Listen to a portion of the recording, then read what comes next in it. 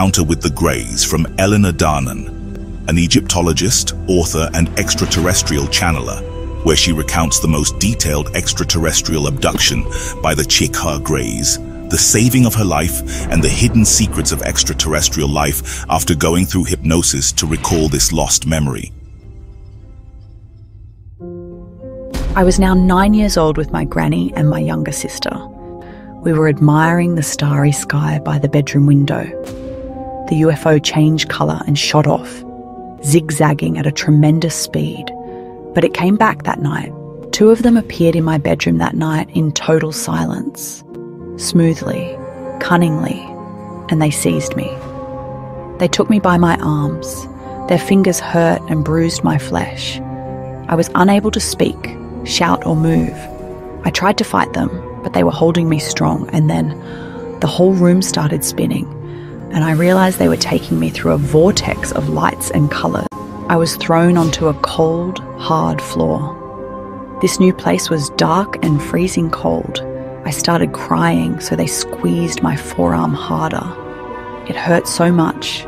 Sobs dried in my throat. I could see they were not like the ones who took me when I was a baby.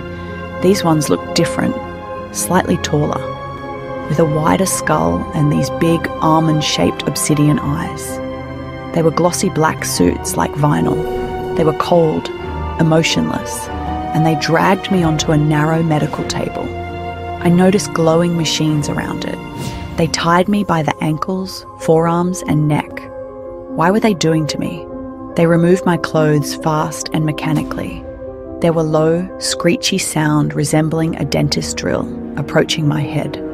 The alien being behind me grabbed my chin to main my head still and straight, and with the drill, inserted something in my skull.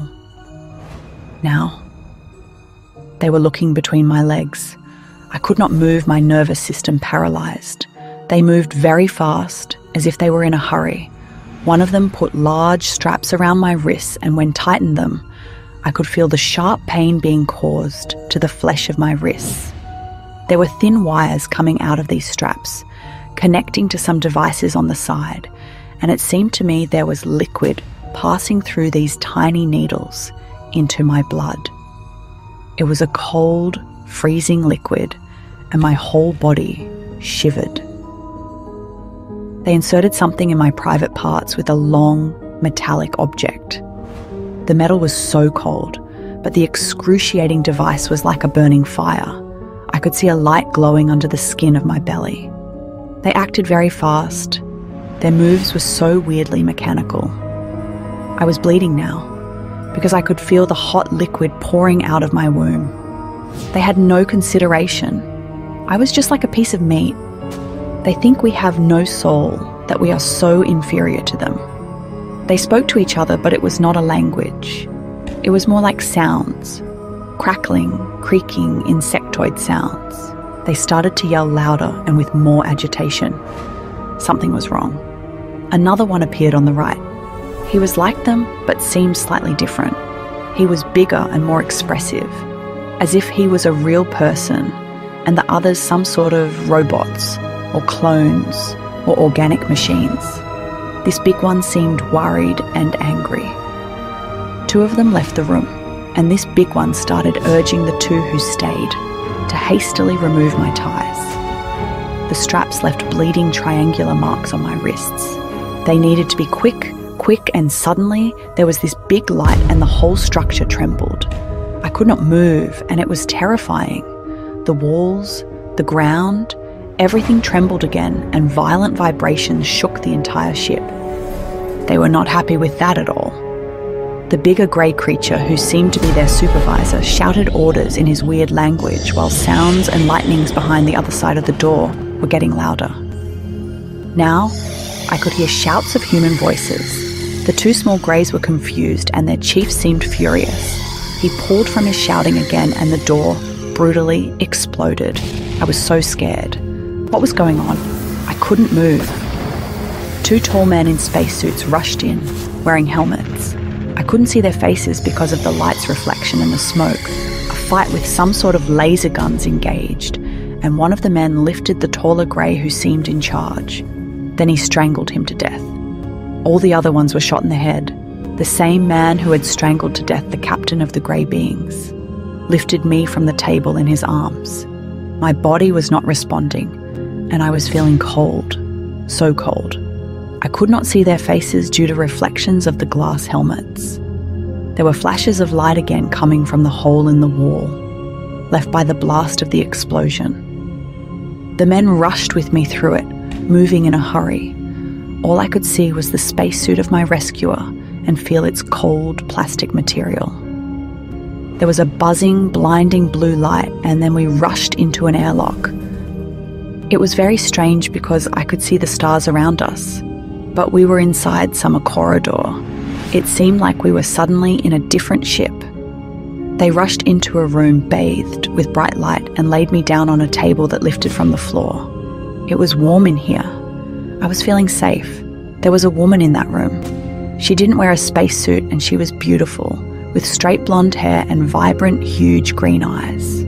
She wore a skin-tight blue suit, slightly glistening in the artificial light, and her body was slim and harmonious. She was looking at me with concern, and I could feel tension emanating from her.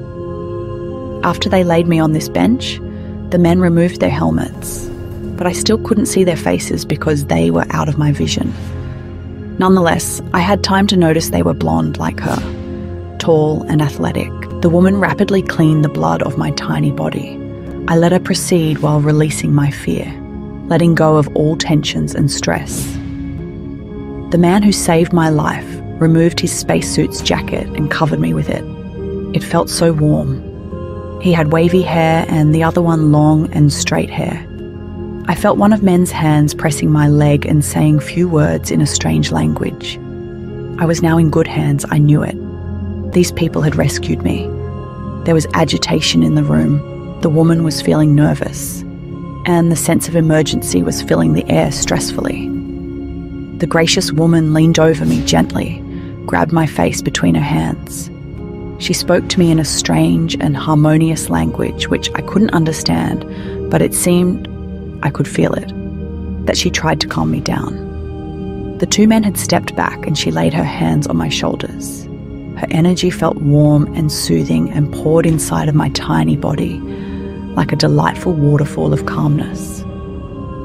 This was my first contact with Myra, the mysterious and mesmerizing alien lady who had looked after me all my life besides Thor Han. Their expressions were concerned and grave, and I could see shadows of worry on the lady's pristine face.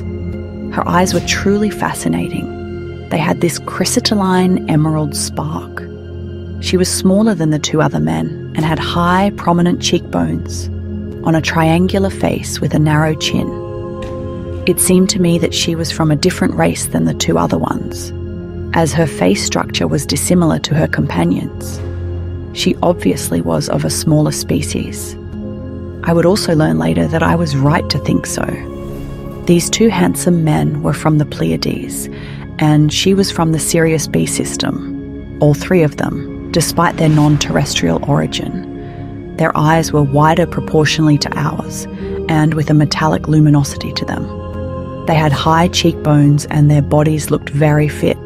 I couldn't see where the men had gone to, but I could hear and sense them in the room. Still, my body wasn't responding to my will.